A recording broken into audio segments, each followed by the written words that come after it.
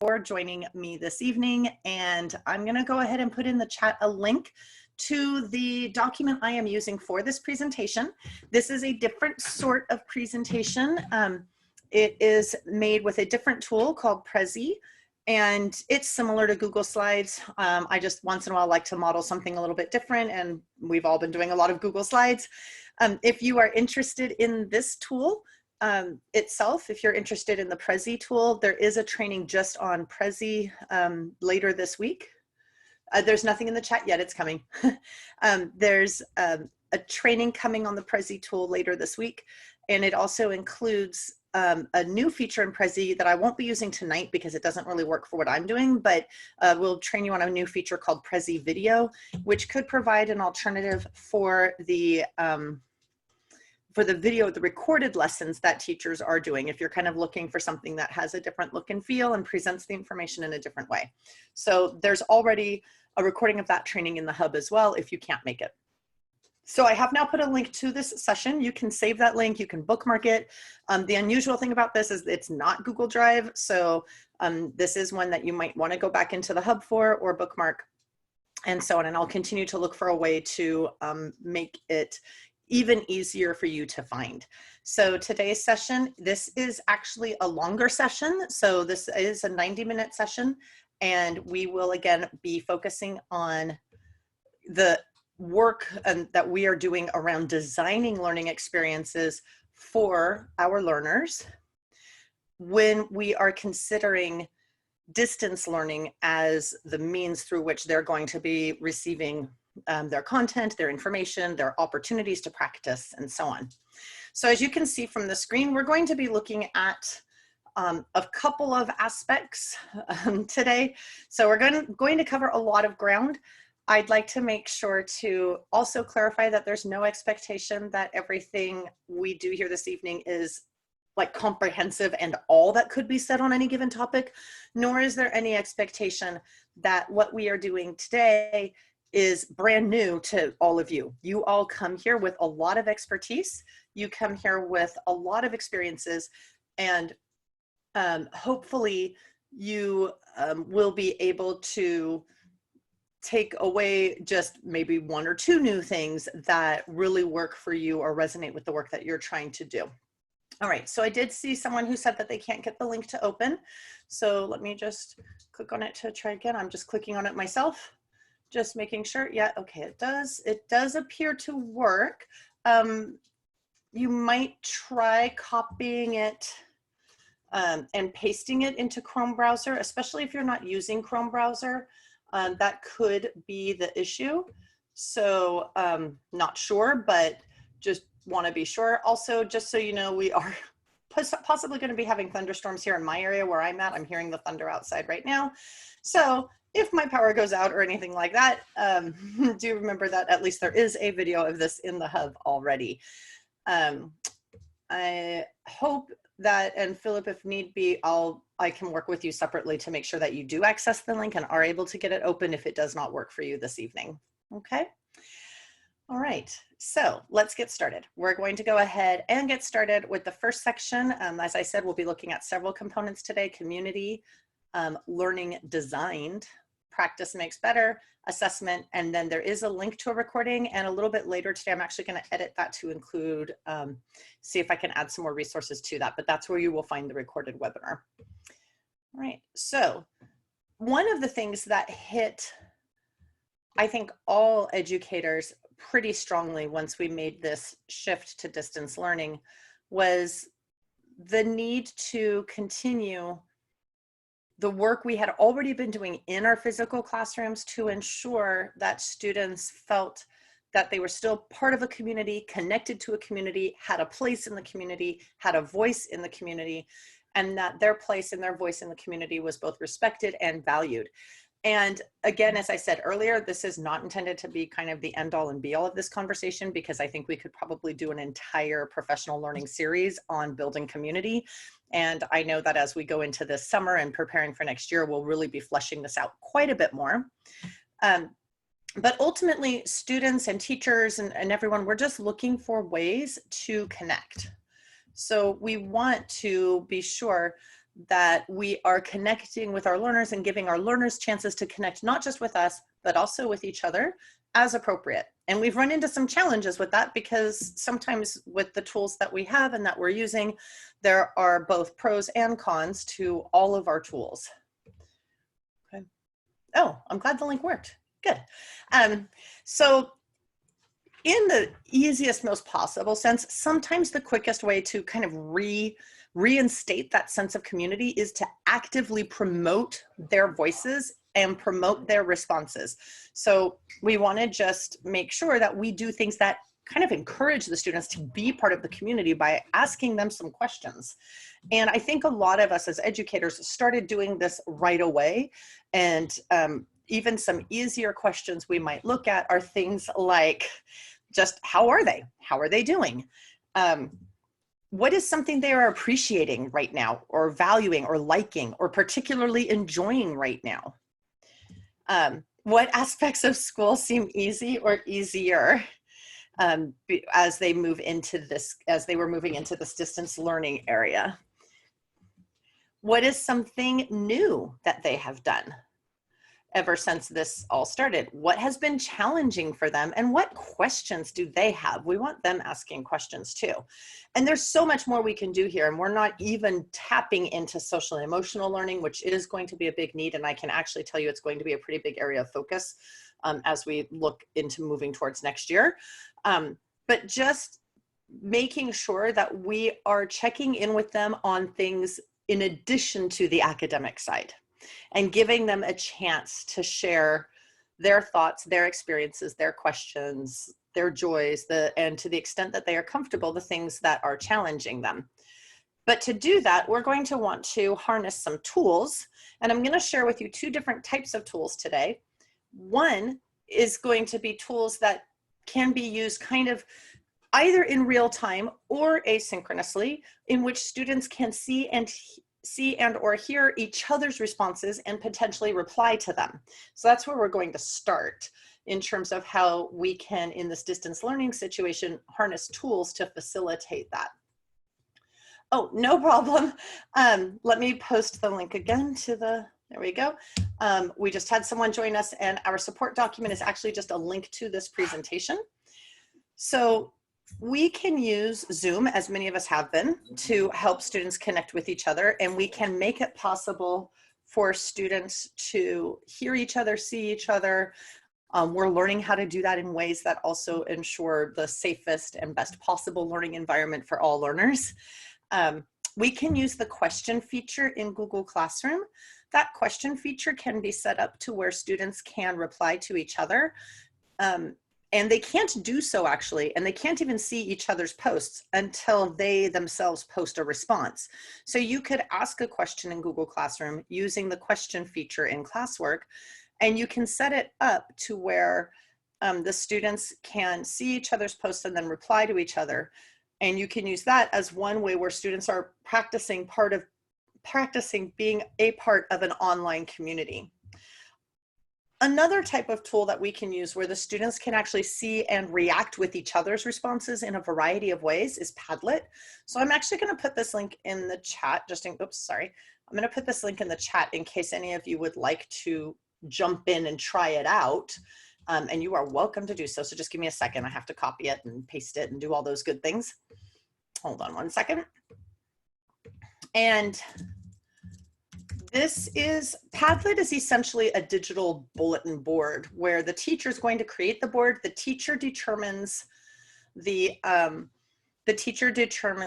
prompt or the task that is put at the top of the board with the instructions, which if you're still in my Zoom room or if you click on it to join us here, you can see that now. The teacher also decides a few other things about the permissions here. The teacher is going to decide whether or not students can like each other's responses, vote up responses, which is a different option from liking them, and also comment on each other's responses. So those are all things that are set up when the teacher creates the particular Padlet board. One of the really nice things about Padlet is if you jump on here and you actually decide to share a way that you're currently engaging learners in your distance learning experiences, you can just click on the plus in the lower right corner And it will give you a blank place to add a title. That'll be the part in bold that you see in the other posts. And then you click where it says write something, and that'll be the smaller text. But you're not limited to that.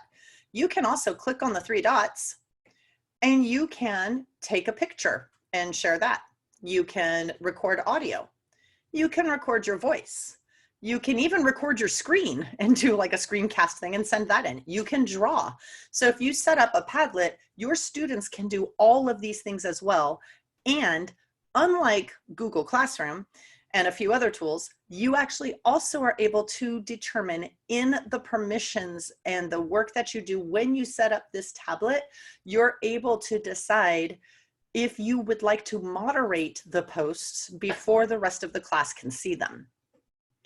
Okay, so you can actually use a tool like this to make a space where students can be seen, where students can be heard, where students can interact with each other, where students can pose questions, answer each other's questions, indicate that they resonated with something, or that something someone said resonated with them, add comments, and so on. So this can be a tool that you can use to help students with that. The only thing is every time I go out to a link, it's going to take me back to the previous thing. Another tool that I think a lot of teachers are really enjoying using right now is Flipgrid, because Flipgrid actually allows for students to post a video response so they are truly seen and heard, and the teacher is able to decide whether or not the responses that they do are visible to anyone else, including the other students in the class. And if so, the other students can listen to the responses that their peers made, and they can actually record a reply so that it becomes a threaded video conversation, but it doesn't have to happen in real time the way it would in Zoom. So anybody can get the link to their particular grid. So I'm going to open this one right now. And when I do, it will open up to this Padlet, and they can actually get a link to the grid. I'll put it in the chat just in case you decide you want to try it out. You don't have to try it out right this minute. This link will still work after we leave here today. And Flipgrid has it has an app for phones. So any tool that has an app is the people using it should always use an app for the phone rather than the web-based version if there is an app available. Flipgrid is one of the tools that has an app available, so anybody responding via a phone or even a tablet should use the app to do so. And as you can see, what happens is you get a big plus button to add your own response. These are responses to an old Flipgrid that were added by other teachers last summer. And in theory, what I could do, and I'll show, and you can see also, well, first of all, you take a picture or upload a picture to be your little thumbnail of your video. You can add stickers and texts and items and things to your thumbnail. And then when you click on it, I'm going to try to stop it before it starts playing. There we go. You'll see that I'm a participant right now, so all I can do is reply. But as a teacher, I can leave private feedback via video for my student that the rest of the class won't see. These replies will be visible to the whole class because that's how I set up the grid. So it's actually very easy to use this tool. If I click the plus, it probably won't work right now very well because I'm using Zoom at the same time and it's trying to figure out if it can handle all this video running. But as you can see, I can hit the record button. I have a limit of 1 minute and 30 seconds. I can add all kinds of filters, text, stickers. I can draw on it.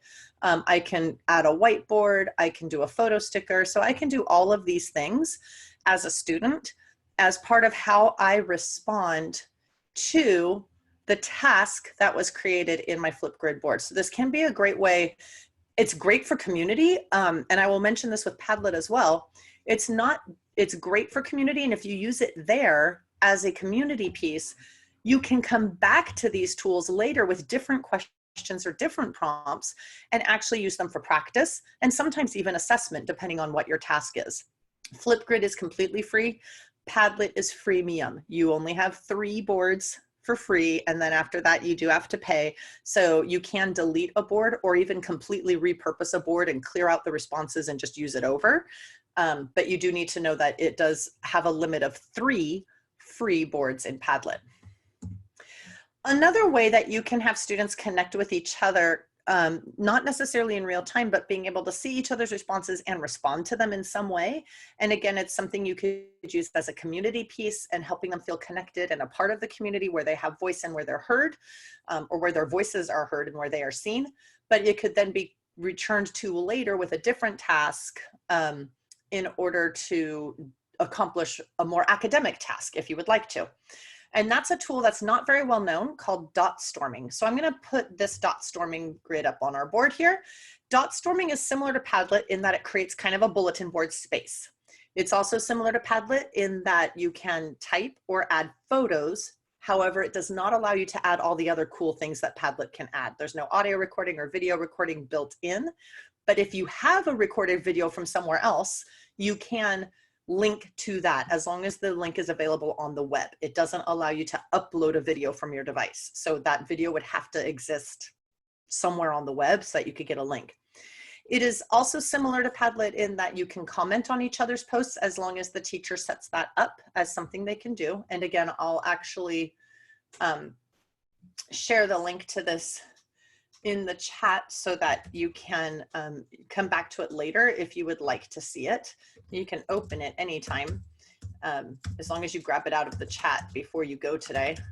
And the Prezi has the links actually, so you don't even have to do that because the links are all in the Prezi. And as you saw, if you click on the links, they open. So the unique thing, and the thing that is different about dot storming, and the reason it's called dot storming is because you basically, as the teacher, decide how many votes each person gets, and they can vote things up by giving away their votes to the different posts. So I now have 3 votes available because as a teacher, I gave out 5 votes to every participant. I have used 2 of my votes here with Seesaw and with the Flipgrid response. I could use a 3rd vote here. I could choose to use 3 more votes, right? All on my, I could use 3 more votes all, oops, I didn't mean to do that. That was dumb. I could use 3 more votes all on my, on one thing. A student could choose to put all 5 votes into one post, for example, but this does allow people. So if I add a card, I can type. I have a few editing tools available, but not tons, like using Flipgrid to allow students to be seen and heard. So I can do this. I can paste a link in if I want to, and it will become a live link as you saw. Okay, and then all I have to do is hit add. I can even play a little bit with some colors. That's new. They didn't used to have that option. So I can play around a little bit with the colors and give my ink a color and hit add.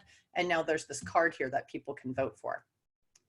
And you saw that as the teacher, because this is my board and I belong to it, I can delete any posts on it if I want to, because it's actually my board.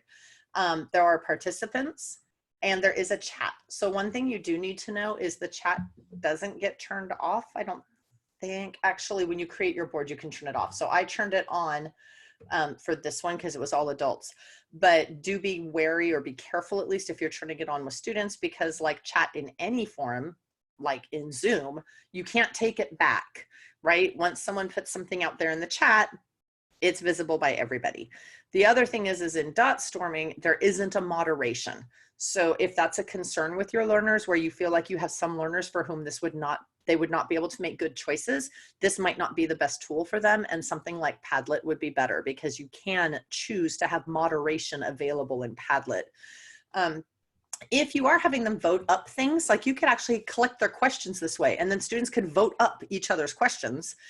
You can rank all the posts by vote so that all the ones with the highest votes will automatically float to the top for you. Okay, so those are some tools that you can use to allow students to see and hear each other and reply to each other and be responsive in those ways, and have a sense of community in that way. But there's also a way to connect with learners by letting them be seen and heard, but maybe not so overtly and not so publicly, so that they can share their thoughts, share their questions, and know that you are the only person who can see that. So those are tools that will allow you to check in with your learners privately or anonymously. Seesaw has some ways for you to do that really easily, because you can make assignments and activities in there such that the learners can't see each other's posts or comment on them. Mento Meter, I'll go through all these in a minute and then show you. Mento Meter is a great tool for capturing, well, actually, we'll let you do a lot of kinds of questions. We're going to see one particular kind, but it actually will let you do a basic poll question. It will let you do several types of questions to get either academic answers from them or input, opinions, and so on. Poll Everywhere would also allow you to get some anonymous responses. Google Forms is a way you can kind of collect some anonymous thoughts from your learners if you wanted to, or at least make it to where the rest of the class doesn't know what everybody else said. And then I would also highly recommend the Pear Deck add-on for Google Slides, especially their social emotional learning template slides, which are a great way. You can insert them into your Google slide decks. You can then present your Pear Deck slide deck, and the students can interact with those Pear Deck slides and actually draw or drag an icon to show a response, or click on something or type something. And you can be the only person who sees that, although there is also a way to share responses out if you want to do so. So like before, all of these tools are tools that could be used both for the community building piece, but then you can come back to them later and use them as academic pieces as well. So now I'll kind of go into Mento Meter. I'm going to put this one up right now. So as you can see, this link, I'm going to put it in the chat for you in case you'd like to, because then you'll see how this works. This is a Mento Meter poll that I created. And again, it has several types of questions, but I only did this one. For the free account, you can only do 2 questions per poll, or 2 question types. And then if you refer someone, you get a 3rd question, but you could just simply create different polls, and then you can have as many as you want. So you put in how you're feeling right now in 1 word, right? And so I'm feeling optimistic, and I'm going to submit. Okay. And now let's go see the voting results. Oh, hold on. Let me just go to my Mento Meter account. So you can go to the link in the chat, but I need to go to my account because it's my Mento Meter poll. And oh, thank you. I thought it logged me out. Like, that doesn't save me time. All right, so we're going to go to professional development, and then we're going to go to, I can't remember, I think it was this one actually. I think it's this one. Yep. And then we're going to present.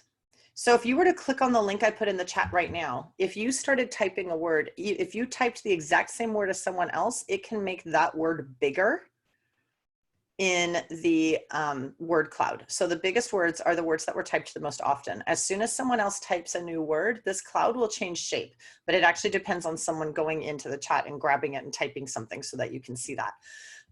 But this word cloud builds and changes and evolves as people contribute to it. So in this sense, you could set it up to where, yes, everyone can see the responses, but nobody knows who made each response. Now, it is just a simple computer program. So if 2 people type the same word, but one of them spells it incorrectly, it's going to show up as 2 different words, if that makes sense. Okay. And as I said, Mento Meter actually has the capacity to do several different types of questions. You are not at all limited. You are not at all limited to the word cloud choice. And as you can see, I shared it with you in the chat via just a link, but there's also a way, if you're doing it in Zoom, you can have people, you could put the link in Zoom, or you could give people a code to join where they could participate. I'm going to put the link actually to our, I'm going to try to put the link to our Prezi in the chat again. I might, let's copy it and paste it, because I just noticed that someone else has joined us. So I'm going to grab the link here, and I'm going to copy and paste it in the chat for that person who just joined us. Okay. So that is looking at the sense of checking in a little more privately. And again, there are actually, for Google Forms and for Pear Deck, there's support in the Distance Learning Hub to help you use those tools successfully. And more trainings may be coming soon, although I am winding down the trainings for the school year probably after this week, but we'll see. We'll see if there's still demand. And then we will have a fairly robust training schedule this summer, but we're still fleshing it out because we're trying to get a little bit more information about how the fall will look so that we can make sure we provide the most applicable training that and facilitate learning that will really support everybody. So once you've got that community established, and the time spent doing that is actually going to pay off huge dividends when it comes to attempting to actually do distance learning and distance teaching, right? Just like it does in our classrooms. So we spend a lot of time at the beginning of the school year, and now we're also grateful we did, because since we spent all that time building our community and setting ourselves up to really know and understand and value each other, it helped us as we shifted to distance learning. The students already knew us, they knew each other, they knew our norms, they knew our expectations. So once you have all that in place, we can start looking at the building blocks for lesson design. And there's a few points here we're going to look at. So we're going to start with focusing on the learning targets. And we're seeing that one of the things that's critically important right now is being selective and strategic about the learning targets that we are going to choose to focus on. As we approached this last few weeks of the school year, and especially once the decision was made that we were going to go ahead and start again teaching new content in this distance learning model, I think for almost all teachers and practitioners, it became really obvious that there was a need to take stock of what learning targets the students had already had some exposure to and practice with, which ones they have not had any exposure to and practice with, and then be selective about, of those new ones, which ones will get the most mileage for our learners, both in terms of the skills we expect and need them to know at a basic level in order to successfully be considered as having completed this course at this particular grade level, as well as for laying a foundation for ongoing learning in subsequent years. So we want to be very selective and strategic about the learning targets we pick. There is no expectation, really there never was, right? An expectation that every single element of every single standard somehow be something that every learner becomes 100% proficient with by the end of any given school year. So we've always had to be a bit selective, but it became even more important to really find those most impactful learning targets that we could really go the furthest with, and that our learners would have, that would result in the highest success for our learners. Now, one of the things when we're designing learning experiences, and this is true whether it's distance learning or back in our classrooms, is once we have the learning targets, we actually want to go ahead and design the assessments that are going to correspond with those. Because once we have those two things in place, we can create a roadmap from where the students are now to achievement of the learning target with the assessment as evidence of that. If we wait to decide how we will assess them, there's a chance that we had a learning target in mind, but then we built our roadmap, went off track and never led to the assessment. So you really want to go ahead and decide, and if necessary, develop, if the assessments don't exist, the assessments that will evaluate the student's progress towards those learning targets or standards. And if there are going to be rubrics available, I at least have found it very helpful to be sure the rubrics are available to my learners from the beginning of that new unit, so that when I'm sharing with them the learning targets that we're going to be focusing on, I'm also sharing how they'll be assessed in terms of what the assessment tasks will include, not the specific language of the tasks, but the types of tasks they will have to do to demonstrate their proficiency with the target. And I share with them the rubrics so they know how their tasks will be evaluated. It's another good idea as we're starting to build our lessons and so on to determine any helpful previous knowledge that we can start with, so that the students' brains are already ready to take in new knowledge, because they're going to see the connection with some previous knowledge or previous concept or previous skill that this new lesson is building on. No problem. And then we haven't even started designing yet as far as the lessons, but it's important to think about, as you start the lesson design process, how you will communicate the learning targets to your learners, and how you'll communicate to them what the path is to get from where they are now to achievement of those targets. That we will be doing X number of lessons. There will be practice and feedback with all lessons. Here's how you'll be assessed. I expect it will take approximately this much time, and so on. And then decide also how you will ensure and how you will know that the students actually understand those learning targets. And so even sometimes we have standards and they're written in academic language, and usually it can be fairly easy to find a way to restate those standards as a learning target that is understandable and accessible to the age and experiences of our learners, so that they are seeing the learning targets in language that makes sense to them and that connects it to themselves, that connects the knowledge and things they'll be learning about to relevant experiences that would make sense for them given their age and experience, as opposed to looking like a purely academic exercise.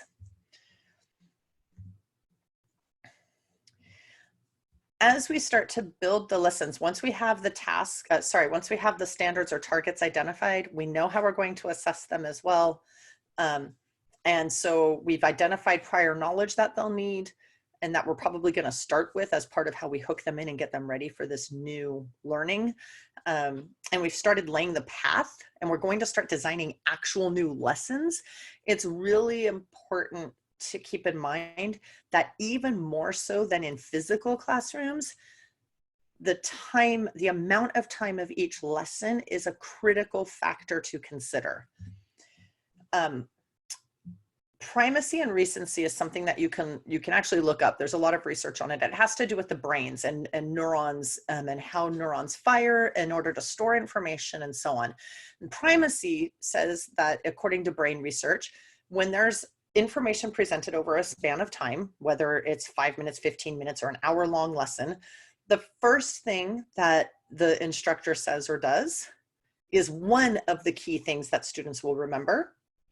And the other part of that, recency, says that the last thing, the most recent thing that the student heard or saw from the teacher, is the other most likely thing the students will remember.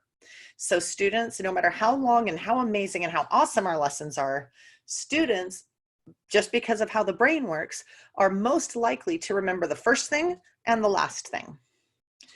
On top of that, attention span is an issue.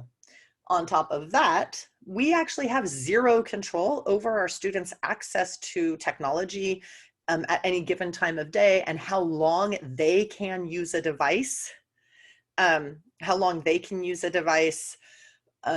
once before someone else in the household needs it, and so on. So for all of those reasons, it's really ideal to try to break even a large concept that normally might have been a lesson that you did all in front of your students in one sitting in a longer period of time. So like for high school teachers, it might have been the bulk of a 55-minute lesson. It's going to probably be more successful for almost all your learners if you can find the logical chunks in that lesson and break it up into segments of 5 to 15 minutes. The shortest segments are better for our youngest learners, and the longest segments are better for our older learners. So I will definitely look for more information on primacy and recency for you. I did look it up again just to make sure I wasn't making things up, so it's definitely out there. It is really cool information. It was something that stuck with me in some professional learning I did several years ago, and I've never forgotten it because it just makes so much sense. And there's this dip, like if you graph how much information students take in and remember, and you graph it in terms of like when the graph is going up and high, they're remembering more, and when it dips low, they're remembering less. And there really is this visible dip of the stuff in the middle. So if we do really well designed short chunks, everything is either the first thing or the last thing. And then you follow those up, and you design them, I'll get to the next part in a minute, but you design them well with clear, simple slides that are specifically and precisely designed to achieve the target that you have laid out, and to support learners. And we're going to talk about some features of like well-designed slides and video lessons in a little bit. Oh, we're going to do that right now. So thinking about all those things, right? A well-designed recorded lesson that is most likely to have the desired effect on our learners is going to incorporate visuals and focusing tools. So one of the focusing tools you're seeing me use is the built-in features of most presentation programs like PowerPoint, Keynote, Google Slides, and even Prezi, to allow me to bring in information one at a time so that students aren't distracted by seeing all the things all at once, right? And they're reading the whole thing and not listening anymore, because you really can't take in information auditorily and also by reading and understand both things to the same degree. So you want to prevent distraction for your learners and use the built-in focusing tools such as animation tools that allow you to bring in content, object, text, words, and so on at just the moment you want your learners to see it, so that they're always focusing with you. You can also, for your for most learners, you can use things like bold and underline. You can use color, but be careful. Some students are colorblind and therefore using color may not work for them. Very few students are colorblind to the point where they wouldn't notice at all. If you chose very distinctly different colors, they might see it as shades of colors, but nevertheless, color might not always be the best tool, but it is one that you can leverage most of the time. So your lesson materials will include visuals to support learners, since you're going to be talking during this recorded lesson. And there's probably print material up there as well. So have visuals, but also use the built-in tools of the product you use to design your slides to help them focus. Include audio and video as opposed to just the slides, because for some learners, they need to hear it, and some learners just need to read it, and so on. Okay. Be your true self. So you might make mistakes. That's okay. You don't even have to re-record everything all the time, although that's always an option. You don't have to. So you've probably noticed I'm someone who actually uses my hands a lot. I continue to use my hands a lot, even in these videos. That's who I am. If you were always using humor in your classes before, you can keep using humor now, even though it feels strange to do it looking at your webcam. It will still work better if it sounds like the authentic you, as opposed to someone who's more monotone, right? This term is one I just heard recently, and it's not that it's new. I just really liked the term. Design for the edges. Now there's a TED Talk by a gentleman named Todd Rose, and his TED Talk is called The End of Average. And his point is essentially that you can't actually define the average learner anymore. If you try to, there's no such thing. There's too many variances and too many variables. So trying to design for the average learner is really going to result in us leaving virtually every single learner in our classes somehow behind or not having their needs met. As a result, we need to design for the edges. Some of the other professional learning opportunities that I'm facilitating right now talk a little bit more about that and how you plan for differentiation in order to ensure that every learner gets what they need. But essentially that's the point. How can I build the information on my slides, think about how I'm going to say or present it, decide what additional support needs to be provided so that every learner in my class is going to be able to access the content. One of the nice things about distance learning and these recorded lessons is to remember that your students actually can watch them again. If they need to, they can review all or part of a lesson to get what they missed the first time. And that's actually a helpful support that wasn't always available to them when we had lessons in class. Okay. Reactivate that prior knowledge. It came up before, but it bears repeating again. So sometimes you broke your lesson into logical chunks, but before you even start the first chunk of new material, the way you open your lesson is going to somehow hook your learners in and make sure they're ready for that learning, and making sure that not only are they excited and ready for the new content, but they know they're ready because we're going to do a task with some previous foundational knowledge that is going to be needed going forward. And hopefully they're going to be really successful with it. So we know with confidence that we can now use that as a point going forward to lay that foundation for the new skill, the new concept. So whenever possible, you want to try to do that. You can do modeling and examples, which I think is an area that educators are so strong at, right? We don't just want to give our lesson, we want to also provide models of what successful work in that new skill looks like, and examples, and metacognition. So working through a new text and doing it out loud on the video so students can hear your thinking and the way you attack the text and the way you look for the connections and the way you make inferences, or how you approach a math problem, or how you are approaching a new science skill that you're looking at, and so on. So providing those models, examples, and your own metacognition as you talk through these new skills and this new learning is going to be really valuable to your learners. Some of you might choose to provide some kind of guided note-taking aid for them, even if they aren't able to print it out, which is, we know that a lot of families don't actually have printers in their houses. I always forget, that as a teacher, the fact that I have a whole, Staples store full of office supplies in my own house is not the way normal people live. So you might want to, for some lessons, it could make sense though to provide a Google Doc or a Google Slide or some other kind of document where it's set up as a graphic organizer so that they could actually have a place to note the new information, the new skills, the how-to, whatever it is they're going to need, so that they leave that lesson with not just access to the recording of it, but also with their own notes. And then make sure that checks for understanding are built in. And checks for understanding are critically important, not just for you, but for the students as well. So we're going to talk about those next. So checks for understanding are planned for and built in. They aren't just at the end. If you have a super short segment as your lesson, maybe they are. But if your lesson segment is 15 minutes of content, for example, or even just a 15-minute segment, it's a good idea to try to find points along the way, maybe one or two of them, where you can do some checks for understanding that are built in, even in an asynchronous video lesson.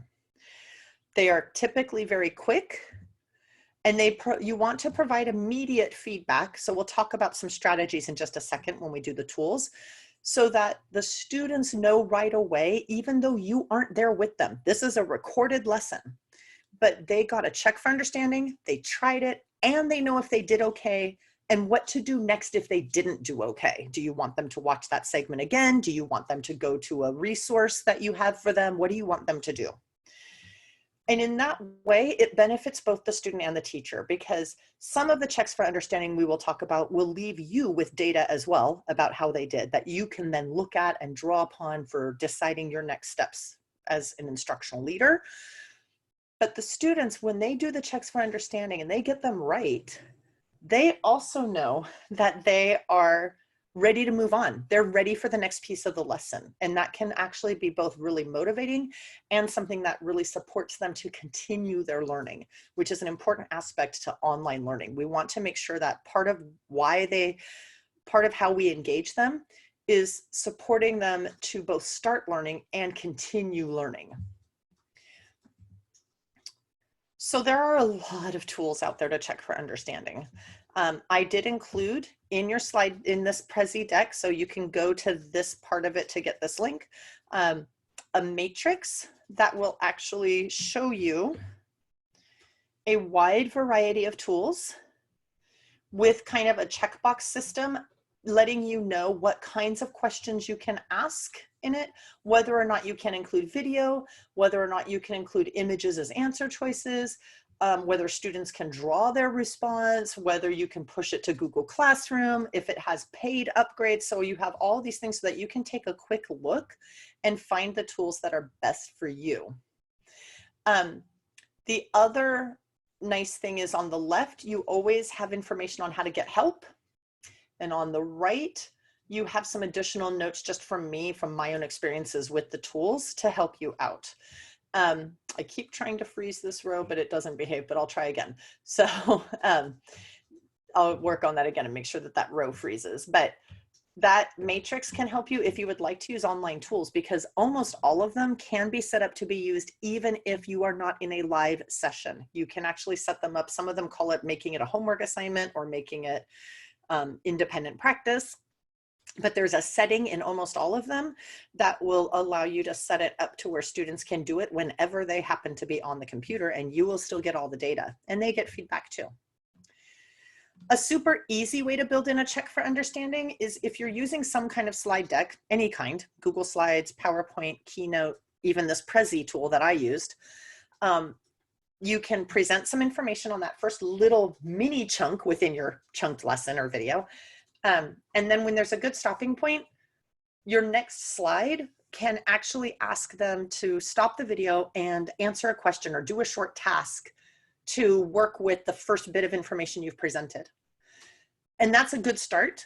Just make sure that there's a follow-up slide afterwards that tells them what the right answer should have been, or an example of a right answer. And again, what to do if they suspect or know that they got the answer wrong. Should they look at the video again? Should they go to some other resource that you've made available in Seesaw or Google Classroom or Class Dojo and so on? So that's another strategy that you have available that you can use. And it can be as easy as, you know, I was a language teacher, so you could put up 3 pictures that represent words that were new vocabulary words for the beginning of the lesson, and then the text words at the bottom, and tell them stop the video, take a look at the pictures and decide which word goes with each picture. And then the very next slide, it's the same pictures and the same words, except for now it's very clear that this word goes with this picture, this word goes with the second picture, this word goes with the third picture. It can be as easy as that. You can put a multiple choice question on one slide and put the answer on the next slide. You can put open-ended, like a fill in, complete the sentence, or a sentence frame, and then the next slide has the answers. I mentioned Pear Deck before for their social emotional learning templates, but they actually have a lot of interactive slides, and many of them are designed to be just that, built-in checks for understanding that the students will interact with and see as they go through your presentation. And you actually still have the question feature in Google Classroom. So if you need to, you could do a short video and then have the next assignment in Google Classroom be the question feature in Google Classroom. It's a type of assignment. So as you're building, another thing to consider is how your students will access all of this content. There's instructional content, there's support resources, there's practice activities, there's assessments. How are we going to get this out to them? How are they going to find it? How will it be organized? How will they know what to do? Let me go back in. I just noticed we had someone new join us. So I'm going to grab the link to this session, and it might be the same. It might just be, we had someone who had to come out and come back in on a different device, but just to be sure, I want to make sure everybody has it. So that's the link to this same exact slide show that I'm using for this session, and all the links within it are live for you, so you can click on all the resources. So I'm not going to go into every single possible platform, but just as a reminder, in our district, we are primarily supporting 2 major ways to organize all your content, but teachers have the professional judgment and discretion and autonomy to choose what works best for them and their learners. So for Google Classroom, I highly recommend using the topics feature on the classwork page to organize all of this content and information so that it's easy for both you and your students to find. It is your only organizational feature in Google Classroom, so you really have to go to town with it and use it well. The other thing to know is, unfortunately, it's not able to have things be cross-posted. Everything can only be in one topic at a time. So that's an important thing to realize with Google Classroom. You'll notice there's a link up here that will take you to my support document for Google Classroom in case you need some additional help with any specific tasks in Google Classroom. For those of you using Seesaw or who might be interested in trying Seesaw, there's also a link to my slide deck, which links to several support resources for Seesaw. I highly recommend using folders in Seesaw to organize your content and resources. So this can make it really easy to make sure that the students' work and the content that you push out to learners is organized in a way where students can find it. And the nice thing about Seesaw, unless they've changed this part of the interface, you can actually cross-post things into multiple folders, which is very helpful. I loved that as a teacher. So the recording, thank you for asking. Someone was asking, where's the recording? The recording is actually already in this show. So if you open up the link to this, you'll see that there's actually already a spot for the recording from last week. I am recording this session and I hope to replace last week's recording with this one because I made a couple of edits to the content. So I'd like to have the most updated version. So in addition to it being here, in this slideshow, it's also on the Distance Learning Hub on the Technology Training and Support page, just like all of the support documents and recordings. A lot of people are talking about the Bitmoji virtual classroom right now. That suddenly became a very, very popular thing to do. And it makes a lot of sense. It looks and feels kind of like a classroom. You can set it up. You actually make it, no matter how complicated it looks, it's actually just Google Slides. It's just that some things are locked on the background and other things are on the foreground so students can click on them to go to their content. I have put here for you 2 different sets of free templates to make your own classroom like this one. This is actually a YouTube video tutorial on one way to make them. And then a couple of pro tips.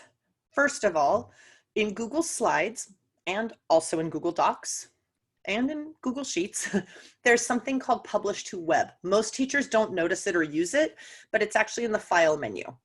I highly recommend if you're doing the Bitmoji virtual classroom that you get the link for students that is a Publish to Web link so that when it opens, it's just the slide and there's no thumbnails or anything on the left. Because when it opens in the normal way, there's the slide in the middle and the thumbnails on the left, and to click on anything, you have to click twice because the links aren't active. And then you have to tell your students, well, you either click on it twice or you put it in present mode and then the links are active.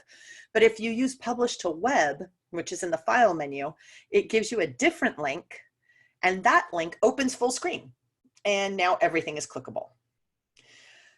In addition, please remember, whether you are doing a Bitmoji virtual classroom or some people are doing some amazing activities that are very rich in terms of the graphics included on them using Google Slides. And they're doing what's called making like master slides and making activity templates where some stuff is locked in the background so the students can't accidentally delete it all.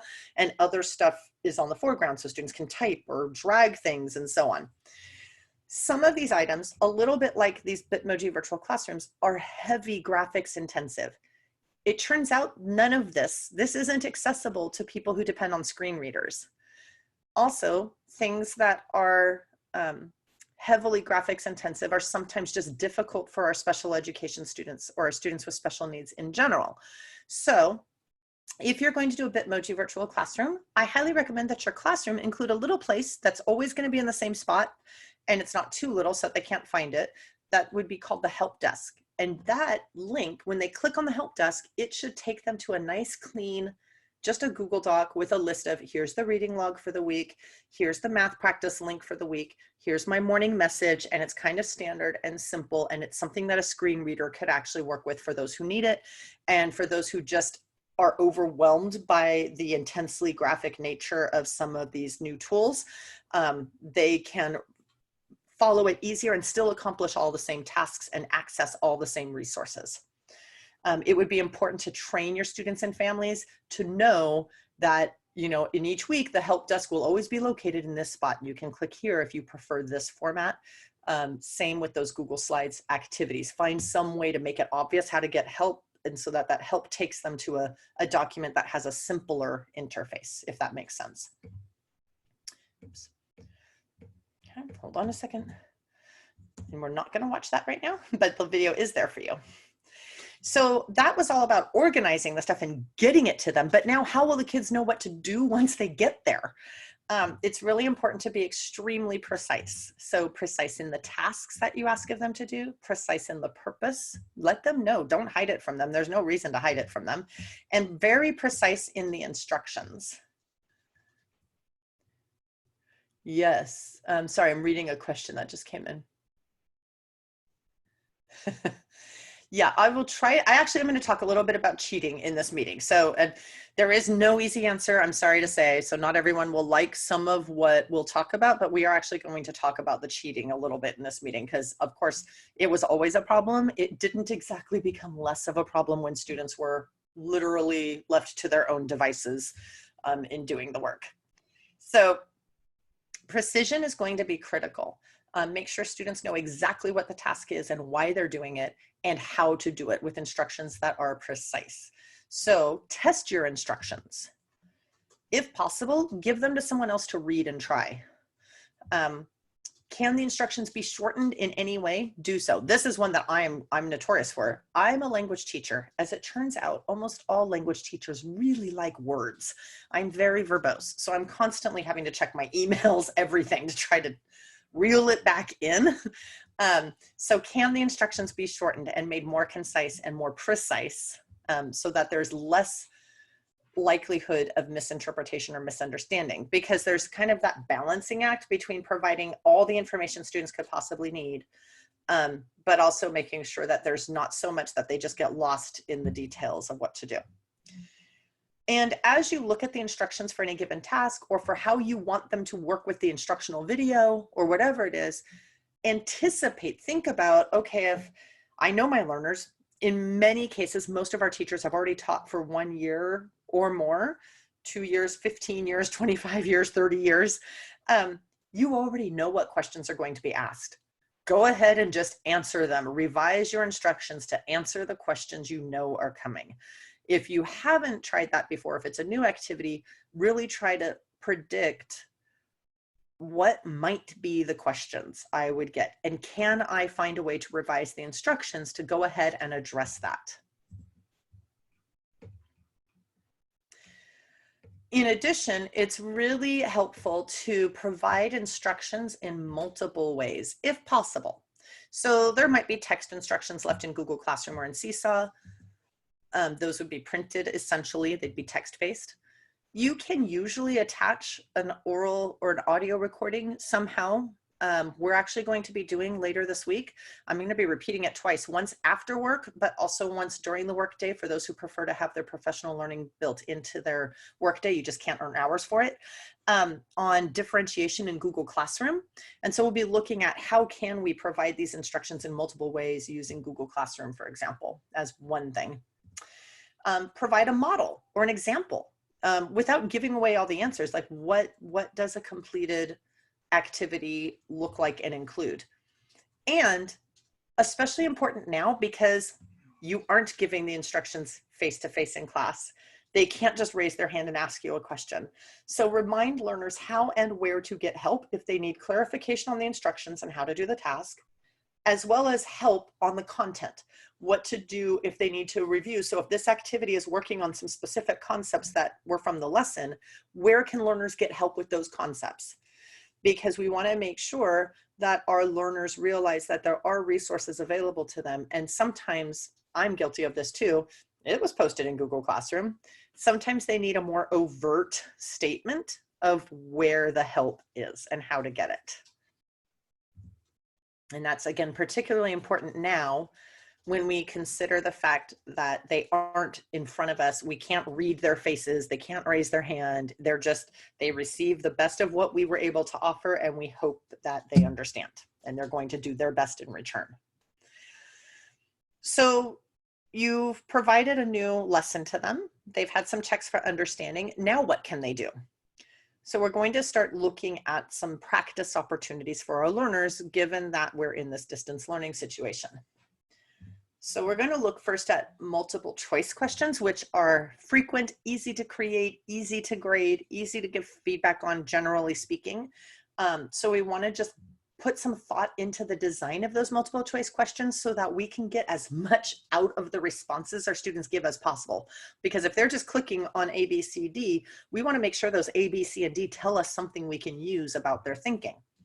So the first thing to consider is to find some way to randomize your answer choices so that it's not always like obvious, or the answer doesn't always turn out to be C because you just happen to keep picking that. There are many tools that will randomize answer choices for you. Google Forms, for example, will auto randomize. If you ask it to do so on any given question, it will randomize the answer choices. Most of the formative assessment tools will provide some kind of randomization.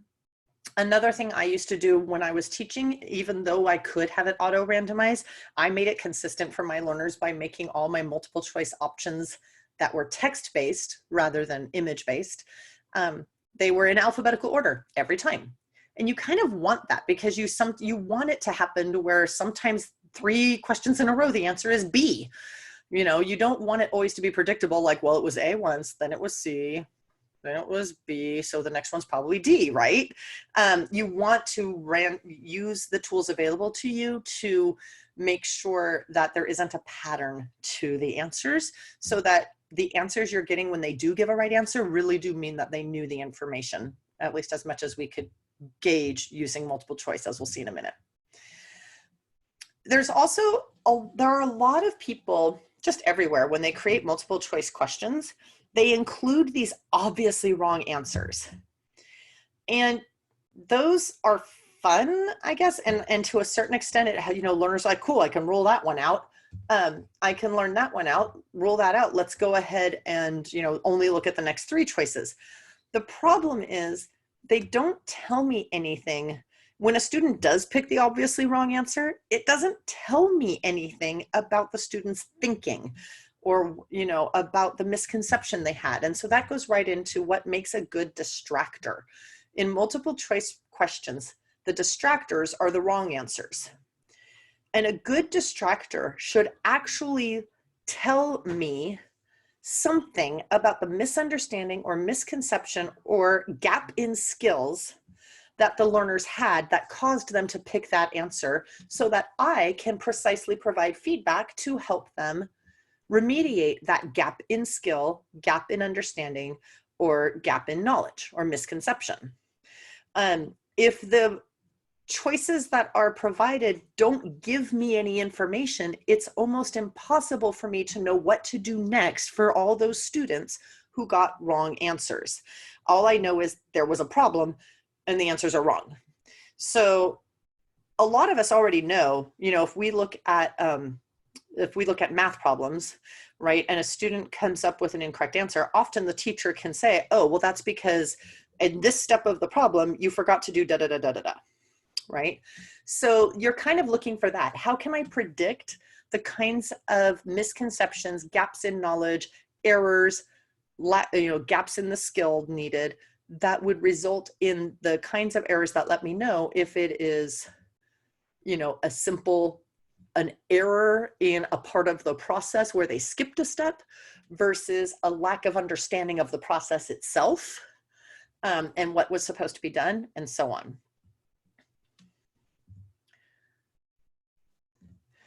But we probably don't want to do tons of multiple choice. We're going to come back to that in a little bit when it comes to talking about assessment, because ultimately your assessment, which is not only tied to those learning targets, like we said at the beginning, but it's also not the first time they're showing themselves and you that they're able to work with this topic. Ideally, an assessment follows from practice opportunities they've had in which they've received feedback in some way.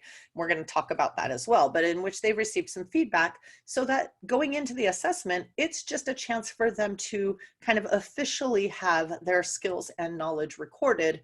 But we've already seen that students know this information to a certain degree or are able to do this new skill. Multiple choice can only take us so far in that. So we really want to find ways to let students create with the content in order to more deeply learn it and then to retain it, because retention, it's going to be huge next year, right? We already know that there's that summer gap, but we really want to do everything we can to help students own that knowledge so that when they resume learning in the fall, they have that to build on going forward, and retention is going to be key to that. And multiple choice tasks, unfortunately, although they are easy to create and easy to grade, don't typically lead to deep learning or retention. So we want to do other kinds of tasks that actually kind of bake the knowledge and skills into their memories and into the way their brain works so that they can draw upon it later, so that they really own that knowledge. So any open-ended practice activities have to be directly tied to the learning target, because remember that learning target became the assessment. So we want practice activities to give them practice along the way to the assessment. They should be as authentic as possible. They should resemble the kinds of work that people do with this particular skill or knowledge when they're not in classrooms. So they should be in contexts that kind of make sense to learners for their age and experience in terms of the tasks that they're going to do. And these, again, are going to be more open-ended tasks, right? Ideally, they should be personalized. One reason is that makes it a lot less Googleable. If you tell a student to design a solution to a particular kind of problem, or propose a solution, you know, to a particular kind of problem that is that their community is facing, they can't actually get all the answers to that by just copying things down in Google. They can get some things. If you tell them to synthesize the 3 readings from benchmark by creating an infographic, there's not going to be an infographic on Google that contains the thing from the 3 readings in benchmark. They actually had to create a product that doesn't exist and use their own skills in analyzing and interpreting and synthesizing the information from those 3 readings. This is yet another opportunity for their voice to be part of the classroom conversation and part of the content. Their work that they create as part of these practice opportunities can be shared. It can be discussed. It's another way for them to become part of and feel a part of the community. And it gives them, you know, giving them voice in their practice and choice in their practice helps them to own it better and invest in it more deeply and be more willing to kind of stick with it to get it done. It's harder. It's way harder than multiple choice. You know, having students, giving them a chance to have a choice board, for example, for how they're going to demonstrate their knowledge on this latest lesson, meant that instead of doing 1 practice activity, you had to come up with 5. And they were different than, you know, they had different ways of attacking the problem, but they all result in the students showing the same knowledge or skills. That's in no way easier than the traditional way in which we might have gone about this before with worksheets and so on, but it will pay dividends later in terms of the true retention of their knowledge.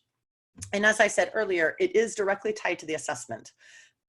Assessment should never end up having been this new and different task with the skills that the students have never seen, never done before, and never got feedback on.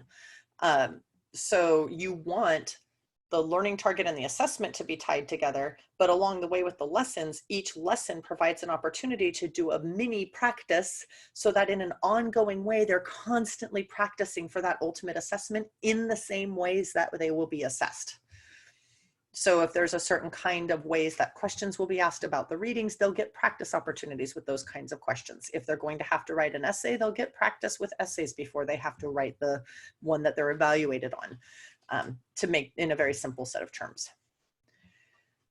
So there are a lot of tools in addition to G Suite, Google Suite, and Google Classroom that you can use. There's way more. I barely started this matrix, so it doesn't have as much in it yet, but there's even more than are here that actually offer some more open-ended practice opportunities. And a few of the tools on the other matrix have open-ended response options as well that are a little more extensive. But if you're looking for tools and ways, these tools can be used both for practice, and most of them would also make good tools for the assessment. And the reason that's important is as we keep looking at all this new technology, there's a limit to how much new technology anyone can handle, as I know most teachers have felt. Well, the students feel it too. So it's ideal to, if you're going to ask them to do their assessment in Adobe Spark, then make sure they do their practices in Adobe Spark as well, so that they're using the same tool to practice the same skills, but with slightly different tasks. Okay, and thank you. So feedback. This is something actually that for teachers has always kind of been a struggle, right? Because we spend a lot of time crafting really personalized, detailed feedback. And sometimes we feel like, oh my gosh, I spent all that time giving feedback to every single student. It was open-ended, it was personalized, it was related directly to their work. They didn't even read it. So we want to try to put things in place that will make sure that students receive feedback and that hopefully it's feedback they will actually use. So feedback should be planned for, especially because we don't get it didn't feel like a privilege. It was just the way we did things all the time. Now it feels like a privilege to get to see our students every day in a classroom setting where we have all these opportunities to interact with them. Now we really have to make sure we plan for feedback. Although I would state this would probably be a good idea going forward when we do return to classrooms. In other words, when you're providing them with tasks, make sure you already have thought about how are they going to receive feedback on that. It should be timely. This was, I will admit, one of my weakest areas that I kept trying to grow in because I never felt like I was consistently able to give the right kind of feedback to all learners as quickly as I wanted, but it remains a goal.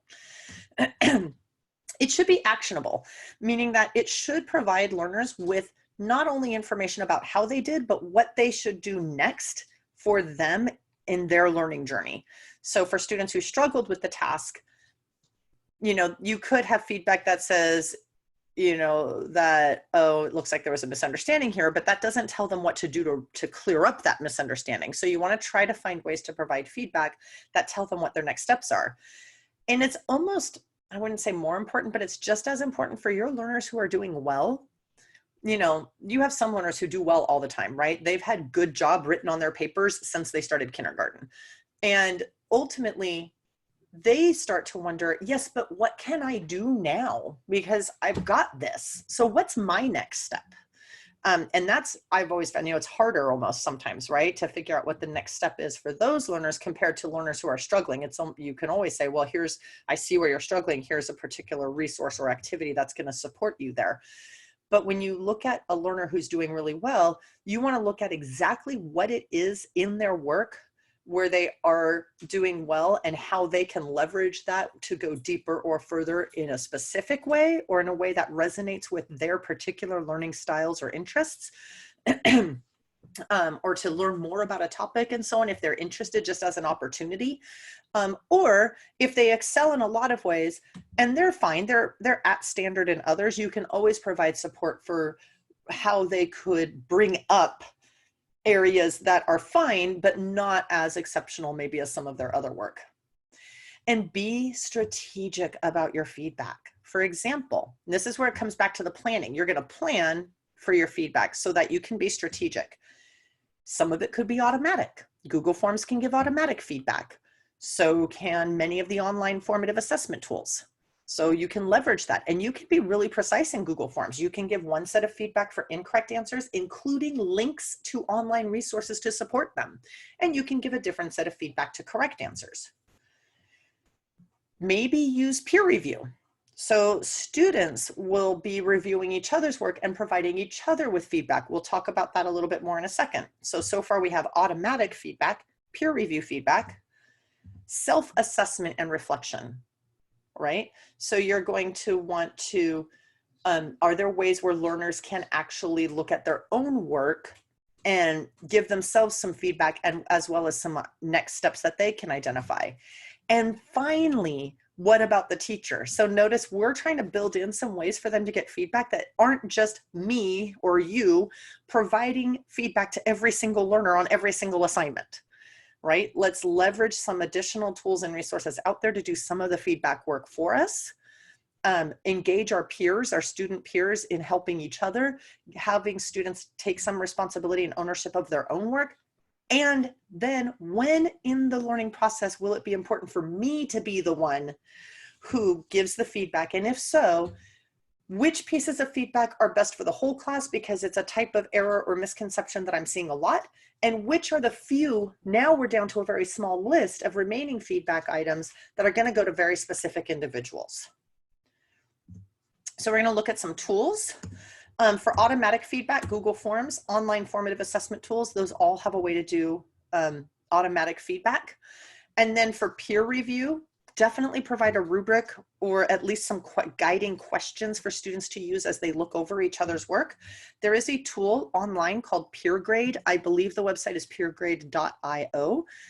It actually will collect assignments from students and then randomly redistribute them to students, and students then look at the rubric you put in there or the questions that you provided, and they actually evaluate each other's work using those tools.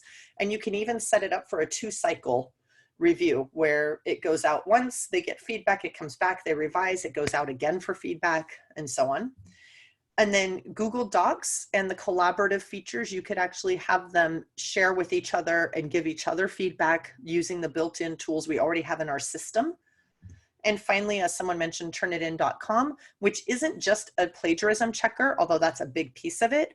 But if your site has a license to turnitin.com, which is mostly the high schools, and I think some high schools and one middle school, if your site has a license to turnitin.com, it actually has a peer review feature that's similar to the PeerGrade one.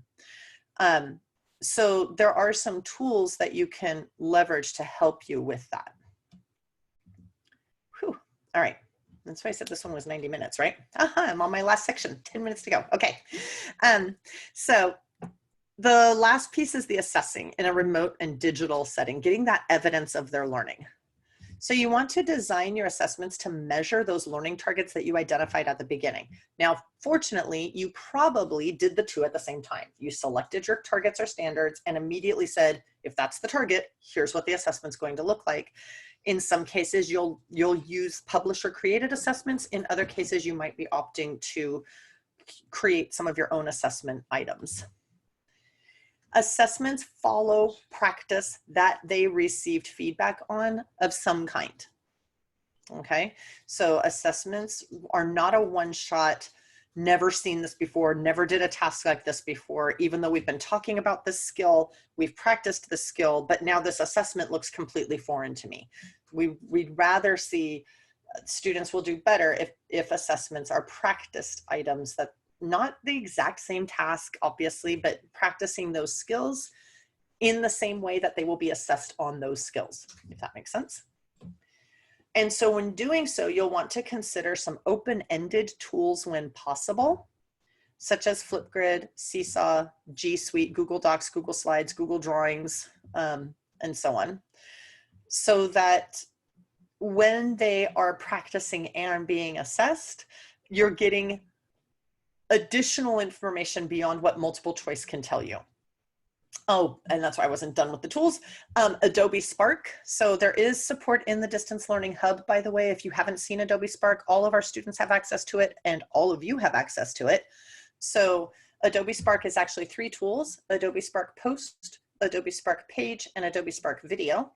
Adobe Spark Post allows anyone to create essentially a flyer or a post that's designed for social media, but doesn't have to be shared on social media. Basically, it means that the emphasis is on selecting images, colors, fonts, and carefully selected text in order to communicate something. And there is an infographic tool within Adobe Spark. So my resource and support documents actually link you to that as well. Adobe Spark Page is actually a single page website that's very easy to create. And again, all of this is in the support documents in the hub, including a recorded video training of all of this.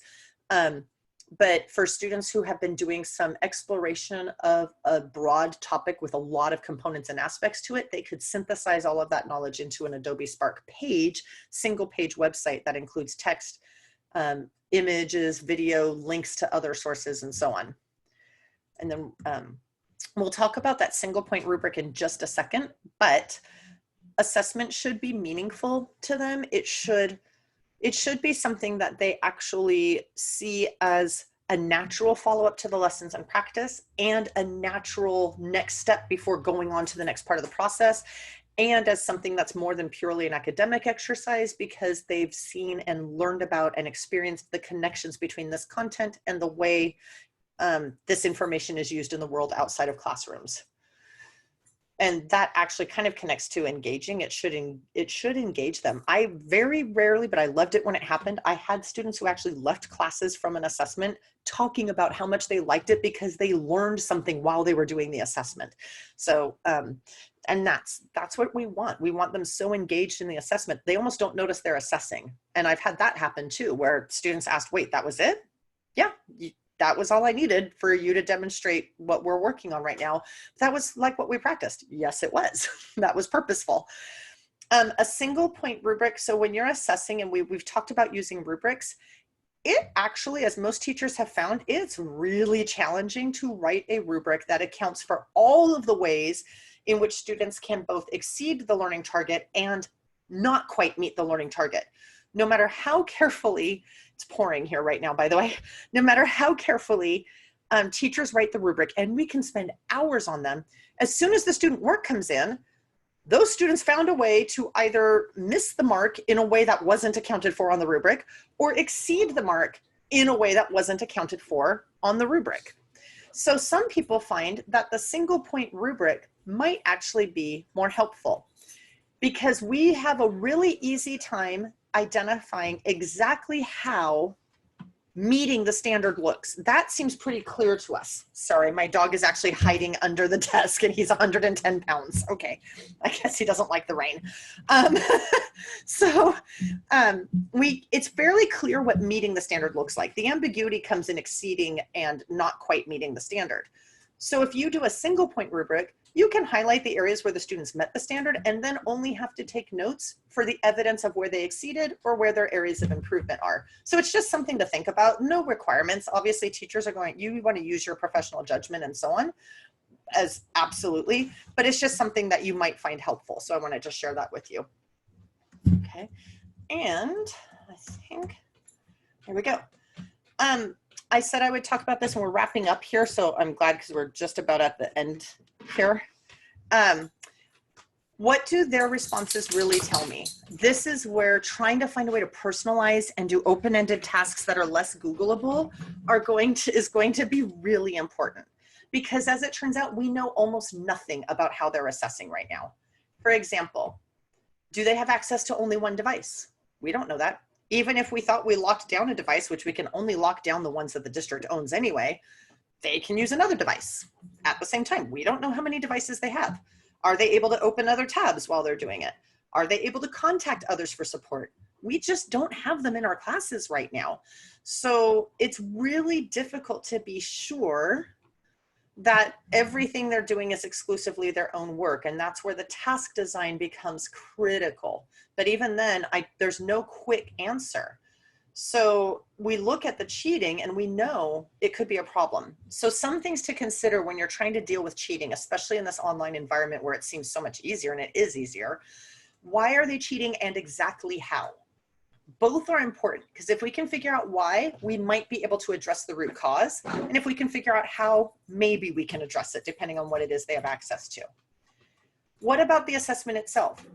Were there micro tasks along the way that led it to be an ongoing kind of sort of assessment instead of something that was this huge assessment of 20 different tasks that they had to do all at once, because they can feel more pressure to find a way to shorten the task or cheat if it looks like an overwhelming task. So is there a way to break it into micro tasks that they do over a period of days, for example? Was the assessment ongoing? Oh, there we go. Was the assessment ongoing in terms of, did it follow naturally from the teaching and the practice, or did it feel like a one-time thing that took learners by surprise? And that is actually going to increase the likelihood that they're going to look for some other kind of solution, because they'll feel like they don't know what to do because they never practiced in the way they were assessed. Did the students have an opportunity to receive feedback and reflect on it?